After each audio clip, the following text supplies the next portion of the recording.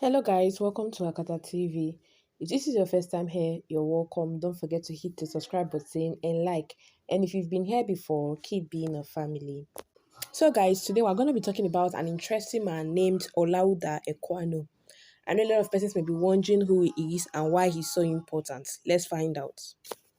So this very inspiring man, Olaudah Equiano, was an enslaved man that bought his freedom and wrote compellingly about his experiences. Olaudah Equiano was an extraordinary man who became a prominent figure associated with the campaign to abolish slave trade.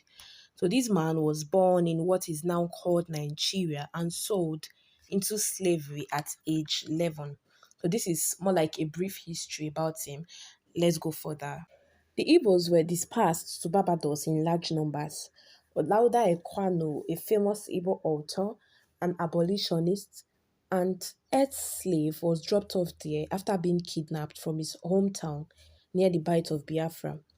So after arriving in Barbados, he was promptly shipped to Virginia. So at this time, 44% of the 90,000 Africans disembarking on the island between 1751 and 1775 were from the Bight. Do you understand?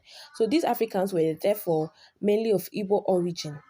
Now, the link between Barbados and the Bight of Biafra had begun in the mid 17th century, with half of the Africans captive arriving on the island originating from there.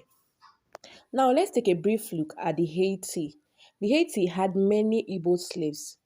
Bonny and Calabar emerged as major embarkation points of enslaved West African destined for Jamaica's slave market in the 18th century. So, dominated by Bristol and Liverpool slave ships, these ports were used primarily for the supply of slaves to British colonies in the Americas. So in Jamaica, the bulk of Igbo slaves arrived relatively later than the rest of other arrivals of Africans on the island after the 1750s. So there was a general rise in the number of enslaved people arising to the Americans, particularly the British colonies, from the Bight of Biafra in the 18th century. So the heaviest of these forced migrations occurred between 1790 and 1807. The result of such slaving patterns made Jamaica, after Virginia, the second most common destination for slave arriving from the Bight of Biafra. So as the Igbo formed the majority from the Bight, they became largely represented in Jamaica in the 18th and 19th century. So guys, if this is your first time here, you're welcome. Don't forget to hit the subscribe button and like. And if you've been here before, keep being a family. Cheers.